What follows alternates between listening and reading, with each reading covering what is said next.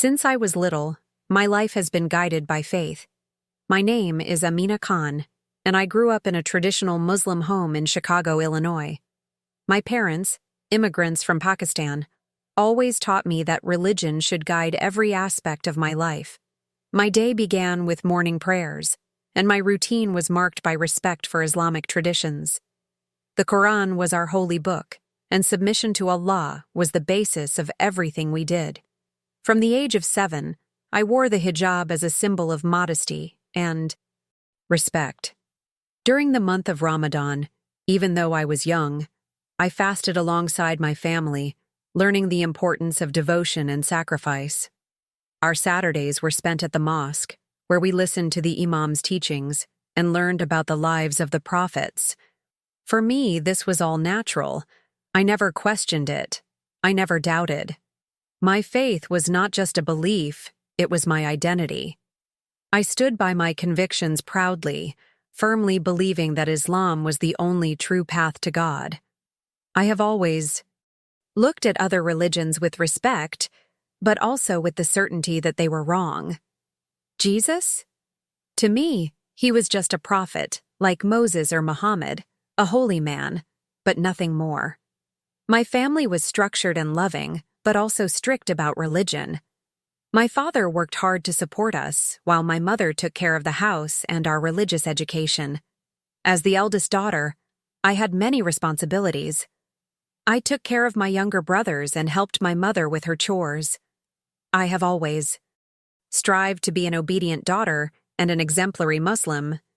But what I didn't know was that, behind this disciplined and structured life, an event was about to happen.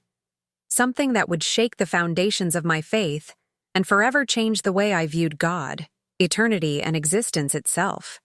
If I had known what was coming that morning, maybe I would have done something different. Maybe I would have prayed differently. But there is no way to predict when our lives will be turned upside down. That day started like any other. I woke up early, as always, to get ready for school. My mother was already busy in the kitchen, preparing breakfast for everyone. My brothers were still sleepy, but I was already used to the hectic routine. Between quick bites of bread and sips of hot tea, I mentally reviewed my schedule for the day. I had an important biology test and needed to study more in the afternoon. Outside, the sky was gray. The winter was harsh, and, according to the news, a blizzard was predicted for the end of the week. My mother complained about the cold and hurried us to leave on time. But my younger sister was not well. Sitting at the table, she held her head and said she was dizzy. "It must just be a cold," my mother said, trying to calm her. It was then that I felt something strange. A slight tingling rose through my hands and my chest felt heavy. My vision began to darken around the edges, as if the world was shrinking around me. I tried to say something, but my mouth felt frozen. Panic rose inside me. My mother noticed my expression and rushed to hold my shoulders. "Amina, are you okay?" she asked with wide eyes. But before I could respond, everything went completely dark. What no one knew was that our home was silently being filled with a deadly gas. The carbon monoxide detector, which was supposed to warn of danger, hadn't been working for weeks. As we laughed and made our plans for the day, the invisible poison took over the environment. My sister, even, though she felt weak, managed to pick up the phone and dial emergency. Paramedics arrived minutes later, finding our family unconscious. We were rushed out and taken to the hospital. Everyone survived. Except for one detail. My heart had stopped. For 5 whole minutes, I was dead. The first thing I felt was nothingness. There was no sound. There was no light. Just an absolute void. It wasn't like sleeping or passing out. It was the total absence of everything. I tried to move. I tried to speak. But there was no body. There was no voice. Just a strange feeling that I was there, but at the same time, I wasn't. Then something changed. The silence was broken by a presence. Something or someone was there with me. I couldn't see it, but I could feel it. It was an immense force, something so powerful it made me shudder. It wasn't an angel. It wasn't something I could understand. It was something old, something beyond my human understanding. It was then that I realized I wasn't alone. I started seeing images. Not just memories of my life, but every moment I had ever lived, as if they were scenes projected before me. I saw my actions. I saw the words I said. I saw the moments when I helped someone, and also the moments when I judged, when I pushed people away because of my rigid faith. And then, the darkness began to shift. It opened like a veil being pulled back, and before me appeared an immense room made of light. I was taken there, not knowing what was happening. And that's when I realized this wasn't a dream. I was facing something much bigger than I could have imagined, something that would change my life forever. The first thing I noticed upon emerging from the darkness was a vast, incomprehensible space, as if I were floating in a place where time and matter did not exist. But at the same time, there was a presence. Something so strong, so grand, that my soul shrank in fear. I knew I wasn't alone. I felt a crushing weight weigh down on me, not of oppression, but of something infinitely greater than I could understand. My senses seemed heightened, but at the same time unable to fully process what was happening. The atmosphere around me pulsed with indescribable energy. Then, in the distance, a light began to form. At first it was small, almost like a distant point in the void, but soon it expanded, growing until it became everything around me. This light was unlike any I had ever seen. It was not just bright, but alive. It seemed to contain all knowledge, all truth, and all justice. I was taken into this light, and suddenly I was in a huge hall. But it was not made of stone or any known material. Everything was formed by this pulsating light, as if the walls, the floor, and the air itself vibrated with a divine energy. In front of me, I saw figures, shadows of people, but I couldn't make out their faces. Some were peaceful, while others seemed restless. I knew, without anyone needing to tell me, that these were souls being judged. They were there, in front of something infinitely bigger than any earthly court. Judgment was not made with words. There were no lawyers, charges, or defense. There was only the truth, raw and absolute. Each soul seemed to be examined for what it really was, not for what it demonstrated to be in life. Your intentions, your actions, your choices, everything was exposed as if it were being projected into your essence. I felt my body, or whatever I was at that moment, being pulled forward. Now it was my turn. I wanted to speak.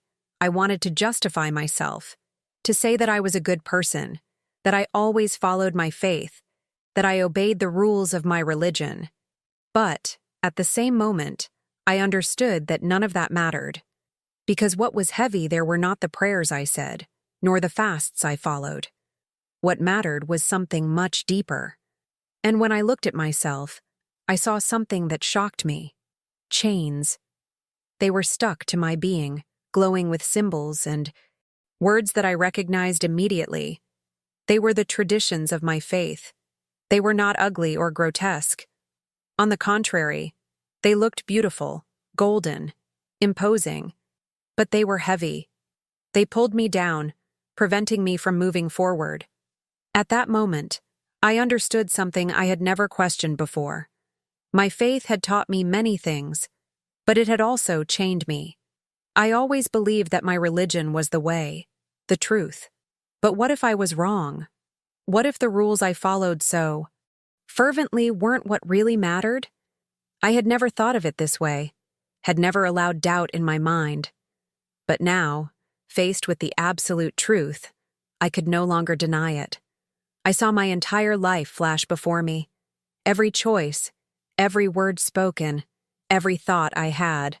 I saw the moments when I helped others, but also the moments when I judged, the moments when I practiced kindness, but also those when I closed my heart because I believed I was right. Each act had a weight, a meaning. And in the end, only one thing mattered. It was at that moment that something even more shocking happened. The light before me shone in an indescribable way, as if it was splitting, as if a presence was emerging from it. And then I saw him. Deep in my heart, I knew immediately who he was. It was impossible to deny it. Even though everything inside me screamed that it was impossible, that I couldn't be seeing what I was seeing, I knew. My heart recognized it before my mind could process it. And it was at that moment that my life changed forever. The light before me took shape. And when my eyes adjusted, I saw a man standing there, radiating something I can't describe in words. His presence was overwhelming and at the same time, incredibly gentle. He was not just a shining figure. He was not just a celestial being. He was pure love. And this love crossed me like a wave, enveloped me like a flame that didn't burn but transformed. I wanted to speak, but I couldn't. All I could do was fall to my knees, or at least feel like I had, because I no longer knew if I had a physical body. It was then that I realized what shocked me most. I knew this man. Even though I had never learned about him this way, I recognized him. Jesus. Not as a prophet, not as a human teacher, but as something much greater. Like God. And in that instant, all the lies I had believed my entire life were shattered. I was always taught that Jesus was just a messenger. I was always told that the idea of him being God was absurd. But now, before him, I knew the truth. I didn't need explanations. I didn't need anyone to convince me. The truth was there, alive before me, more real than anything I had ever experienced. And while this revelation filled me with immense joy, it also brought me pain. Because I realized how many times I rejected that truth. How many times, in the name of my faith, have I told myself and others that Jesus was not what Christians said he was? How many times have I looked at the Bible with suspicion, believing it to be a corrupt book? Jesus looked at me, and in that look there was compassion, but also a deep sadness. Not because he condemned me, but because he knew how much I had lost, how far I had moved away from him without knowing it. And then, without him saying a single word, my mind was flooded with images. I saw the truth about him. I saw the cross. I saw the pain. I saw the sacrifice he made for humanity. What hit me hardest was the fact that I had never understood what his death really meant. I was always taught that he didn't die, that everything was a mistake. But now I saw it clearly. I saw the price he paid. I saw the love that led him to give his life. And at that moment, I understood that my salvation never lay in rules, rituals, or good deeds. My salvation has always been in him. But before I could process it all, he showed me something even scarier, something that made my heart sink. He showed me the future. And what I saw terrified me. Jesus' gaze was not only loving, but it also carried an indescribable weight. He didn't need to say anything. Truth flowed from him as if it were part of existence itself. But then, a wave of images started to take over my mind.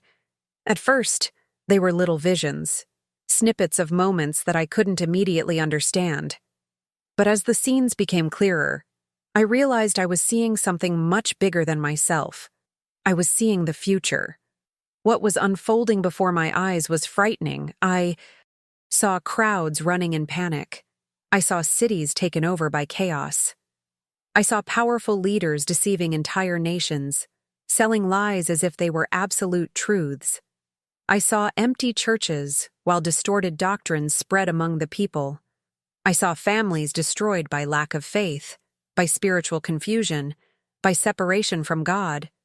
The world was falling deeper and deeper into darkness, but no one seemed to notice. On the contrary, many celebrated what they saw as freedom, without understanding that they were imprisoning themselves.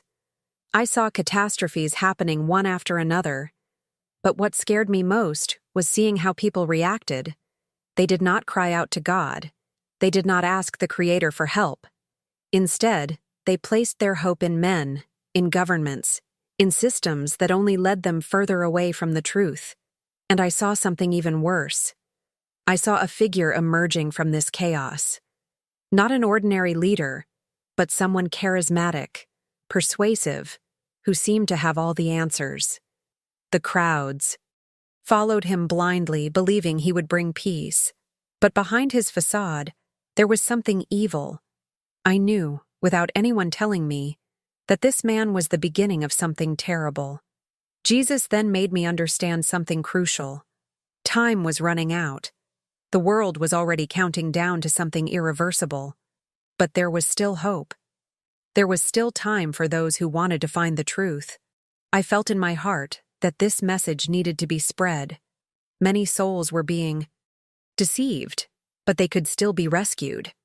The problem was that most of them didn't know they were spiritually asleep. They believed they were on the right path, when, in reality, they were moving further and further away from the light. It was at that moment that I understood why I was there. I hadn't been taken to that place just to see. I had been called to testify, to tell the world what was about to happen. Humanity needed to hear this truth before it was too late. Jesus looked at me once. Again, and this time, I felt like something was about to change. I knew what was coming next. I needed to go back. The last thing I remember feeling before being pulled back was the warmth of that light enveloping my entire being. But suddenly, everything disappeared. The light went out. Peace is gone. I was being sucked away from that perfect place. And then, I felt a brutal impact. The air returned to my lungs with an overwhelming force. My eyes shot open, and I was greeted by the chaotic sound of the hospital. My mother cried next to me. My father held my hand tightly. Nurses ran around, and doctors murmured something about how my recovery was a miracle. But my mind was elsewhere. The shock of being back was almost unbearable. I wanted to scream, wanted to tell them what I had seen, but my voice felt weak. My body felt heavy. I knew I was back, but I felt like a part of me was still in that other place. It took a few days for me to recover enough to tell what had happened. When I finally managed to speak, my family listened to me in silence. But instead of the acceptance I expected, I saw fear in his eyes. My mother said I must be confused. My father was silent, but I could see the anger in his eyes. They didn't want to listen. They couldn't accept it. What I was saying went against everything they believed. My community reacted the same way. When news of my experience spread, I was ridiculed, called a liar, accused of blasphemy. Friends I grew up with started avoiding me. People who previously respected me began to look at me with contempt. To them, I was denying my faith. I was betraying everything they believed in. But I knew the truth. I knew what I saw was real. At first, it was devastating. The pain of isolation was immense. There were times when I wondered if it would have been better never to have returned. But at the same time, I knew my mission wasn't to be accepted. My mission was to speak. Because despite what everyone was saying, I could no longer deny the truth. The rejection I suffered did not stop me from continuing. On the contrary, it gave me even more strength. I knew the truth needed to be told, even if few wanted to hear it. I began studying the Bible, and each page confirmed what I already knew in my heart. Everything made sense now. The cross, the sacrifice, redemption. I finally understood. My faith has completely changed. It was no longer based on rituals, but on a living and true relationship with God. I discovered a love and peace that I had never experienced before. Even in the face of difficulties, something inside me remained firm. My connection with Jesus was unbreakable. At first, my family tried to stop me from talking about it. They tried to convince me that I was hallucinating, that my mind had been affected by the poisoning. But over time, I noticed something curious. My younger sister started asking questions. My father, who previously ignored me, once caught me reading the Bible and sat silently, watching. Something was changing. Little by little, other people began to be interested in my story. Some came to me in secret, afraid of being judged, but wanting to know more. I realized that, even in the face of hostility, there were those who felt there was something more. And that gave me hope, because I knew that was my mission. Share what I saw. Alert those who were still sleeping. Help open the eyes of those who were trapped in invisible chains. And if, because of that, just one person found the truth, it would have been worth it. Now I ask you, what if it were you? What if today your life ended unexpectedly? Would you be ready for what comes next? Are you sure that everything you've learned, everything you believe, is really the truth? Have you ever wondered if you are on the right path? Or are you, like me, following a set of traditions without realizing that they can be chains that bind you? The truth is that no one is truly prepared for eternity until they meet it face to face. I've been on the other side. I saw what awaits us. And I can tell you, this world is not all there is. What comes after is real, more real than anything we can touch or see with our eyes. And when the time comes, there is no turning back. There is no more time for questions or regrets. All that remains is the absolute naked truth laid out before us. It's not about religion. It's not about rituals. For years, I thought that following religious rules and laws was enough to guarantee my salvation. But at the most important moment of my existence, I realized I was wrong. It was not my prayers, my fasting, or my obedience to the rules that determined my destiny. It was my connection with God. And I only found it when I saw Him before me. When Jesus revealed Himself to me as the only truth, as God incarnate. The world is in darkness. I saw this clearly when He showed me what is to come. Many are blind, following paths that seem correct, but that take them away from the light. We are being deceived, distracted by everything around us. We care about money, status, pleasure, power. But when death comes, none of that matters. You take nothing but what's inside your heart. And if your heart is not connected to the truth, what awaits you may be something you never imagined. Time is running out. The world is changing. You feel that, don't you? Something is different. Something is happening. Do not ignore this call. Don't close your eyes to the truth. Don't wait until it's too late. You may not get another chance. Jesus is the way, the truth, and the life. There is no other. I saw it with my own eyes. I have experienced His presence, and now I share this with you. The only question left is, will you heed this warning, or will you ignore it like so many others? If this message touched your heart, share it. Don't keep it to yourself, because someone might need to hear this before it's too late.